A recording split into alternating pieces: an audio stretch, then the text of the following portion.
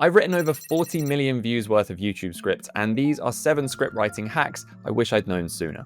Now, first up, one of the most important realizations I've had over the last 4 years is that while word-for-word scripting is ideal in terms of quality control, you've probably got 100 things competing for your time and attention, not just with YouTube, but with your life as well. And the good news is, you don't have to write word-for-word scripts to get 80% of the benefits of script writing, and that's why the first hack here is to focus on just these 3 things. And the first is your hook, and you're going to want to write this word for word for obvious reasons, and we are going to talk in more detail about hooks in one of the future hacks. But the other things you're always going to want to write word for word are perhaps a bit less obvious, and it might not feel natural to write them in the order I'm about to tell you. Because the next thing is your payoffs. These are the moments that occur throughout the script where you reveal something to your audience. And when plotting overall script structure, I always write these in first. This is because it gives me a proper structural guardrail for my entire video, and it allows me to take a bird's eye view and see whether the payoffs work in the order that I've placed them. In the literal screen recording of me writing this very script, you'll see that after writing the previous sentence, it actually prompted me to look back over my payoffs,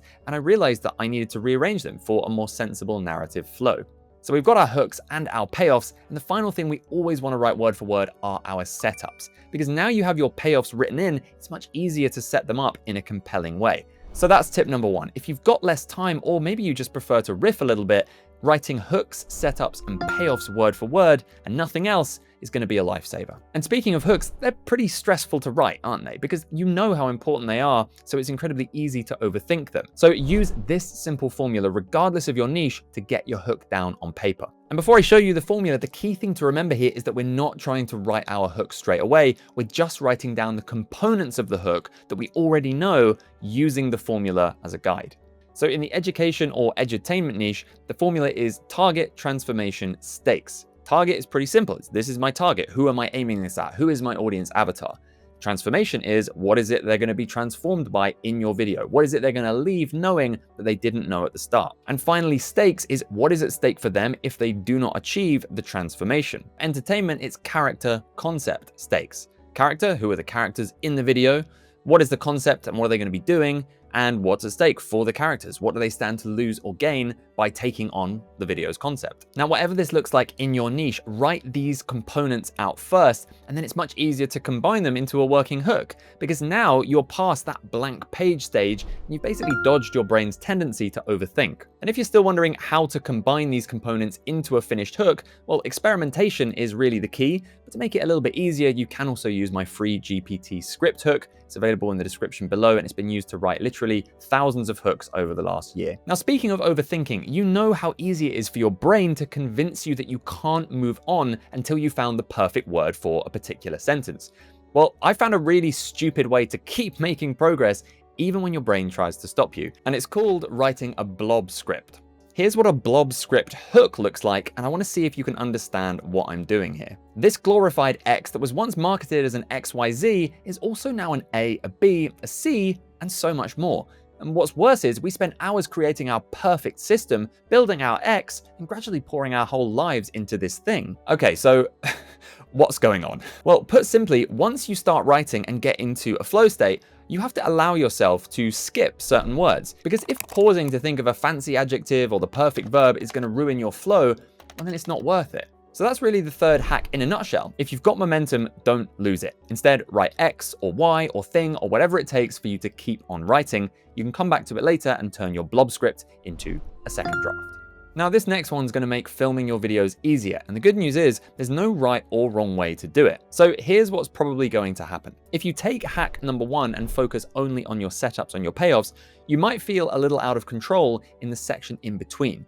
This is what I call the tension phase, and it's where you're slowly revealing information to the audience in the build up to your payoff. And now some YouTubers here much prefer to be free flowing, because with the setup and the payoff guardrails in place, you might enjoy being able to riff and go on tangents. But if you struggle to talk off the cuff, it might not be so easy. And this is where we need to treat script writing like a dial. If using just setups and payoffs felt a little bit out of control, you need to dial the scripting up, adding a few guiding bullet points in between your setups and your payoffs to see if that keeps you on track. Or if those extra bullet points made you feel too rigid and unable to sound like yourself, you need to dial the scripting back down. I like to have a lot of bullet points between my setups and my payoffs, as you can see, but this is an entirely personal choice. So turn that script writing dial up or down, depending on how it feels in front of camera. Now, it's no coincidence that overthinking keeps coming up in this video, and this next hack is essential if you want to overcome that. And I deliberately didn't mention this one earlier because this advice sounds a little bit dull, and I knew I could only really pitch this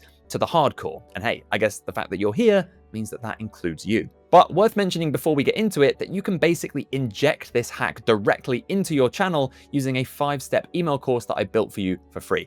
Go on, scan the little thing, save yourself some time. You won't even need to watch the rest of this video, although low-key, you totally should. So what is the 5th hack? Well, after 4 years as a YouTube scriptwriter, I've learned that second-guessing every sentence often comes from a lack of clarity about who you're speaking to. So in a nutshell, you need to create an audience avatar. Hey, don't you click away. You're the hardcore, remember? And you can stick it out through something that sounds boring because you know it's going to make your life 10 times easier in the long run. Now, the easiest way to learn more about your audience is to keep an eye on your comment section and see which videos people are responding to the best. But you can also run polls in your community tab, or if you have an audience on Twitter or a newsletter, you can do exactly the same thing there. Now, before we come on to the final hack, there's one more quick win that anyone who writes anything should be using, and it's going to force you to crank out scripts consistently rather than hoping you'll find time in a week that inevitably runs away with you. So if you've ever heard of Parkinson's law, it's the idea that a task will expand to fill the amount of time you give it. And it's been pretty amazing to discover how real this is. Back when I was doing a lot of client work, I used to earmark at least 2 to 3 days to write a script. And don't get me wrong, some scripts inevitably will just take longer. But mentally, by setting aside that amount of time, it was also giving me permission to take that long, even if I didn't need it. I'd take more breaks, make endless cups of tea, relax maybe a little bit too much, and generally create the self-fulfilling prophecy that my script was going to take 2 to 3 days. But since starting my own channel, something changed. And you might know that I run a scriptwriting community called the YouTube Scriptwriting Playbook. And as part of that, I decided to set up a weekly co-writing session with my students. And I started to wonder, could I write at least 1 script per session? The double benefit of this is not only do I now have weekly accountability, I mean, I have to show up because I might have students waiting, but I also have an inbuilt time constraint. I look myself in the eye before it starts and I tell myself, you will have a script by the end of this. And it's worked. Amazingly, in fact. I wouldn't be sat here recording this without it. So with whatever time you do have in the week, set a timer. Block out an hour or maybe even 2, just once per week, and write. It doesn't have to be perfect, but it starts to feel really powerful knowing that that tiny block of time is almost certainly going to produce at least a V1 script. And now onto the final hack. And this is where script writing really starts to feel like magic. Now, earlier we talked about writing your setups and your payoffs word for word, but we can actually use this technique to further speed up the writing process with a little extra tweak. Let me explain. Let's imagine we're making a video about building a treehouse, and the first segment of that video is going to cover how to attach the bolts to the tree. The first segment might go something like this, starting with a setup. Bolts are the most important part of your build. After all, it doesn't matter how strong the wood is if your bolts don't hold it together. And yet my clients usually make the same mistake when attaching their first 5 bolts, which leads to a treehouse that could literally collapse at any moment. Then in the tension segment, I'd probably explain what that mistake is and identify why it causes a problem. I want to guide the viewer towards the proper technique for attaching the bolts without giving it away just yet. And then onto the payoff where I'd say something like, so that's why it's absolutely critical to attach your bolts like this and not like this. So overall, this feels like a nice structure for the first segment. And now we have that, we can actually be a little bit sneaky smart to save some time later on. And what I like to do next is zoom out and think, what was the structural purpose of each of those sentences? Now with the setup, I suppose what I was doing was highlighting a common technique problem and establishing what was at stake if the viewer was doing the same thing. For the tension segment, I was going into more detail about what that mistake was and gradually guiding the viewer towards the proper technique. And finally, the payoff in the segment was showing the right and the wrong techniques side by side. The cool thing here is once you've figured out the purpose of each of those parts of your segment, you can duplicate that same structure across the entire video, simply plugging in the different advice and techniques for each segment using that same structure. And now that you've seen how powerful setups and payoffs can be for making your scripts flow, the next step is making sure your script format doesn't ruin your flow state. Because the way most people format their scripts actually makes writing much, much harder than it needs to be. So watch this video next where I'll show you how to use a simple script writing format that not only makes writing easier, but bakes in retention boosting principles from the start.